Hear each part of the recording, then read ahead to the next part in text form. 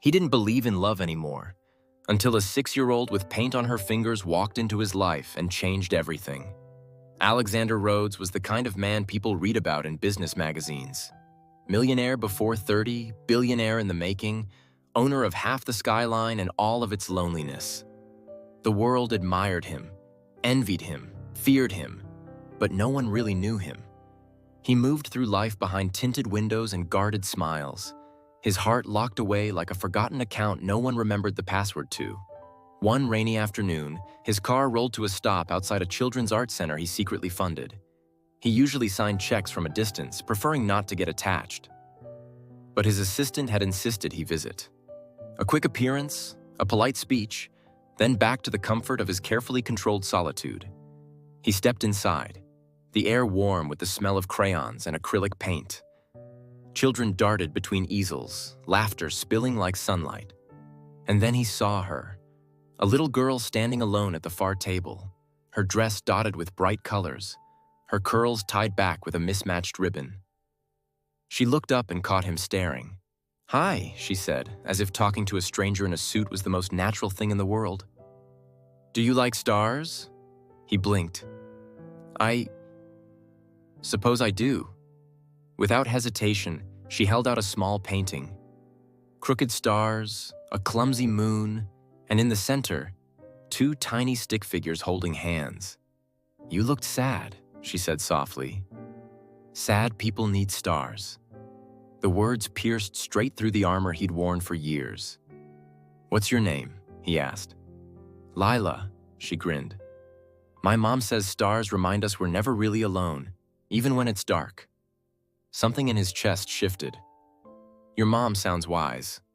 Lila shrugged. "She cries when she thinks I'm asleep, but she still smiles at me in the morning. That's kind of like magic, right?" He couldn't answer. He just nodded, throat tight, feeling more seen by a child than by anyone in his meticulously curated life. Later, as he walked through the center, a familiar voice floated from the doorway. "Lila, sweetheart, I'm here." He turned. There she was, the woman he had loved once, long before the money, before the headlines, before he'd convinced himself that love was a distraction he couldn't afford. Emma Hayes. She froze when she saw him, keys dangling from her fingers, eyes widening in shock. Alex? Time folded in on itself. The youthful dreams, the promises they made and broke, the silent goodbye he never had the courage to explain.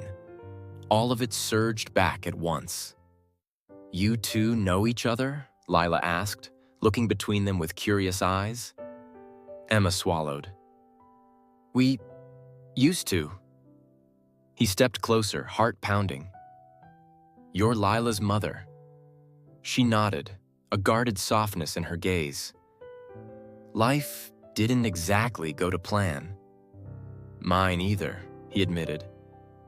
The afternoon turned into an unexpected reunion. While Lila painted nearby, Alex and Emma talked quietly about years lost, roads taken, roads abandoned. He learned how Emma had raised Lila on her own, how she'd poured her love into every bedtime story, every scraped knee, every whispered reassurance that they'd be okay. Emma listened as he confessed how success had only amplified his emptiness. When Lila ran over and slipped her small hand into his, he felt something break open inside him. "Are you going to come back?" she asked. "Stars look better when more people are looking at them together." Emma's eyes met his, hesitant but hopeful. "I'd like that," he said, the words feeling less like a promise and more like a homecoming.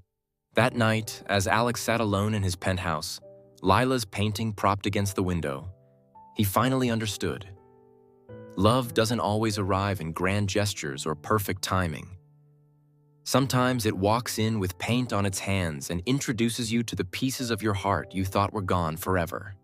Sometimes it comes back in the eyes of the woman you never stopped loving and the child who teaches you how to love again. So if your life feels quiet, predictable, or lonely, don't lose faith.